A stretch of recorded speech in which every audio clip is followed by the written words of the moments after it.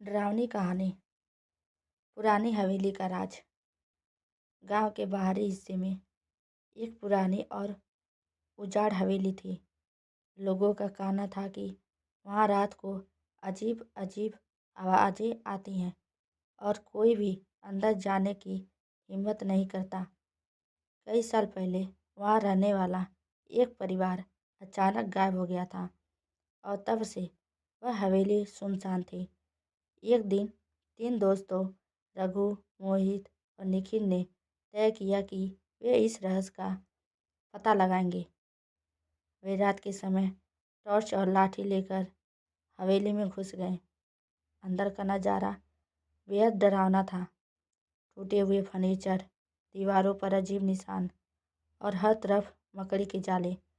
जैसे वे आगे बढ़े, अचानक एक जोर की आवाज़ आई। तीनों सहम गए थे। आवाज़ कहाँ से आई? मोहित ने फुसफुसाते हुए पूछा। तभी एक परछाई उनके सामने से गुजरी। वह क्या था? निखिल ने डरते हुए कहा। रघु ने हिम्मत दिखाते हुए कहा, आओ आग देख ही लेते हैं। वे धीरे धीरे उस तरफ बढ़े जा रहे हैं जहाँ से परछाई गई थी। वहाँ एक पुराना बंद कमरा था। जैसे उन्होंने दरवाज़ा खोला, एक ठंडी हवा का झोंका आया और उनकी टॉर्च बंद हो गई। अब केवल चांद की हल्की रोशनी ही उनका सहारा थी। अचानक कमरे के अंदर से एक अजीब सी हंसी सुनाई दी। उनकी रूह कांप गई।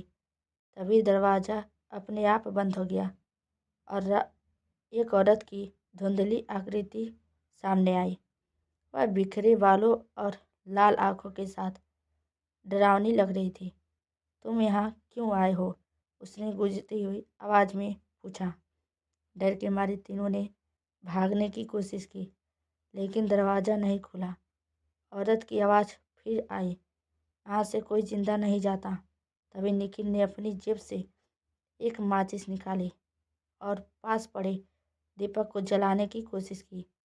जैसे ही दीपक जला, औरत की चीख गूंजने लगी और वह धुएं में बदलकर गायब हो गई। सुबह होने पर गांव वालों ने उन्हें हवेली के बाहर बेहोश पाया। जब उन्होंने यह कहानी सुनाई तो बुजुर्ग ने बताया कि वह आत्मा हवेली की पुरानी मालकिन थी, जिसे नौकरों ने मार दिया था। वह आत्मा आज भी बदला लेने के लिए भटक रही थी।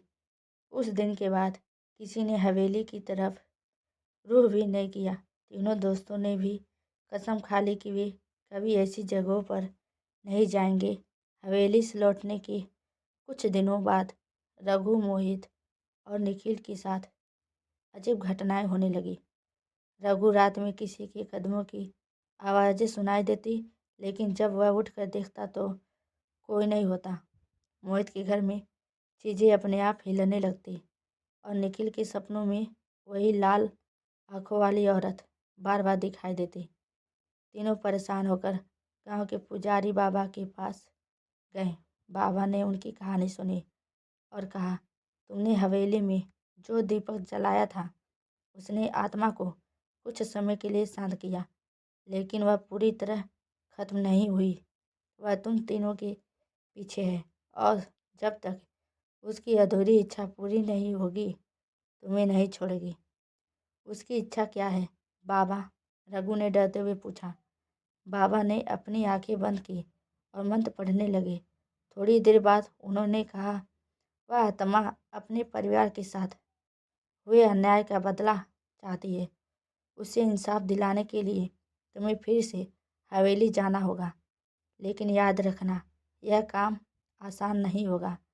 बाबा ने उन्हें एक ताबीज़ और गंगा जल दिया और कहा, इन्हें अपने पास रखना, ये तुम्हारी रक्षा करेंगे। हवेली में वापसी। तीनों ने हिम्मत जुटाई और दोबारा हवेली जाने का फैसला किया। इस बार वे दिन के उजाले में गए। हवेली में दाखिल होते ही अंदर की ठंडी हवा और अजीब खामोशी ने उन्हें फिर से झकझोर दिया। वे उस कमरे तक पहुँचे जहाँ पहली बार आत्मा दिखी थी। वहाँ उन्हें एक पुराना संदूक मिला। संदूक को खोलने पर उन्हें कुछ पुराने कागजात और एक पत्र मिला। पत्र में लिखा था, अगर कोई यह पत्र पढ़ रहा है तो मेरी आत्मा को शांति दो। मेरे नौकरों ने मुझे धोखा दिया और मेरे परिवार को मार दिया। मेरी संपत्ति गांव के गरीबों के लिए थी, लेकिन नौकरों ने सब छीन लिया। मेरी आखिरी इच्छा है कि मेरी संपत्ति सही हाथों में जाए और मुझे न्याय मिले।